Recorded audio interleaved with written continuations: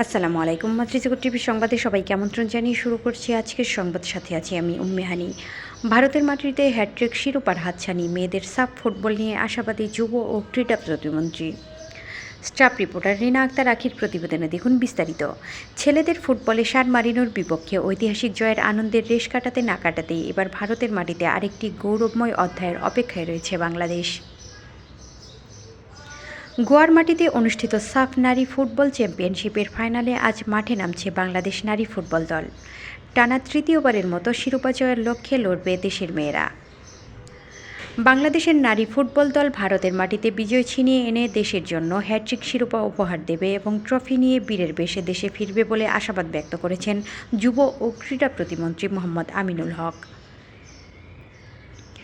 শুক্রবার ঢাকার মোহাম্মদপুর সরকারি শারীরিক শিক্ষা কলেজ মাঠে আয়োজিত ডেভেলপমেন্ট কাপ ফুটবল টুর্নামেন্ট অনূর্ধ্ব-15 2026-এর উদ্বোধনী অনুষ্ঠানের প্রধান অতিথির বক্তব্যে তিনি এসব কথা বলেন। প্রতিমন্ত্রী বলেন, বাংলাদেশ নারী ফুটবলাররা ধারাবাহিকভাবে দেশের জন্য সাফল্য বয়ে আনছে। আমরা বিশ্বাস করি আবারও তারা সাফের শিরোপা জিতে দেশের মানুষের মুখে হাসি ফোটাবে। তিনি গতকাল সান মারিনোর বিপক্ষে বাংলাদেশ নারী ফুটবল দলের 1-2 গোলের ঐতিহাসিক জয়ের খেলোয়াড়দের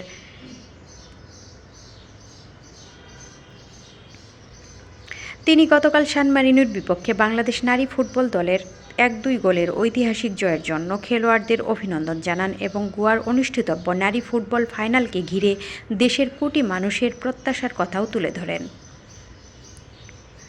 অনুষ্ঠানে বিশেষ অতিথি হিসেবে উপস্থিত ছিলেন যুব ও ক্রীড়া মন্ত্রণালয়ের অতিরিক্ত সচিব মোহাম্মদ মাহফুজুল আলম খান এবং ক্রীড়া অধিদপ্তরের পরিচালক যুগ্ম সচিব মোহাম্মদ মাহবুবুর রহমান।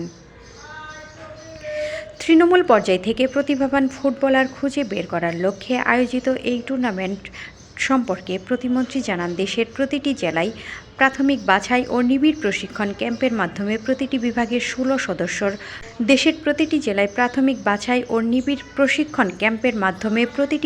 জন্য 16 সদস্যর চূড়ান্ত দল গঠন করা হয়েছে। পরবর্তীতে এসব দলের মধ্য থেকে সেরা 8 জনকে নিয়ে আকর্ষণীয় একটি বিচ ফুটবল টুর্নামেন্ট আয়োজন করা হবে।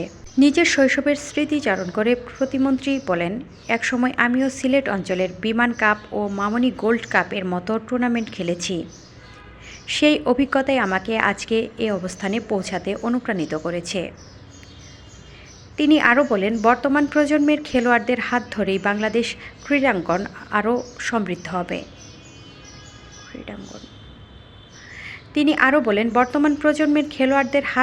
বাংলাদেশের ক্রীড়াঙ্গন আরও সমৃদ্ধ হবে।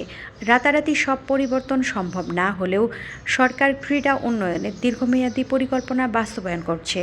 প্রতিমন্ত্রী জানান, আগামী জুলাই মাসের মধ্যে দেশের 8টি বিভাগ ও 2টি অঞ্চল সহ মোট 10টি অঞ্চলের প্রতিভাবান শিশু কিশোরদের নিয়ে জাতীয় পর্যায়ে ক্রিকেট, ফুটবল, সাঁতার, মার্শাল আর্ট সহ বিভিন্ন ক্রীড়া প্রতিযোগিতার আয়োজন করা হবে। তিনি বলেন, 12 থেকে 14 বছর বয়সী শিশুরা যখন মিরপুর শেরেবাংলা জাতীয় ক্রিকেট স্টেডিয়াম কিংবা জাতীয় ফুটবল স্টেডিয়ামের মতো বড় বড় মঞ্চে খেলার সুযোগ পাবে, তখন তাদের আত্মবিশ্বাস ও স্বপ্ন আরও বড় হবে। তারা জাতীয় দলের বর্তমান তারকাদের অনুসরণ করে দেশের ক্রীড়াঙ্গনকে নতুন উচ্চতায় নিয়ে যাবে। অনুষ্ঠানে ক্রীড়া সংশ্লিষ্ট কর্মকর্তারা, প্রশিক্ষণ, অভিভাবক ও বিপুল সংখ্যক ক্রীড়াপ্রেমী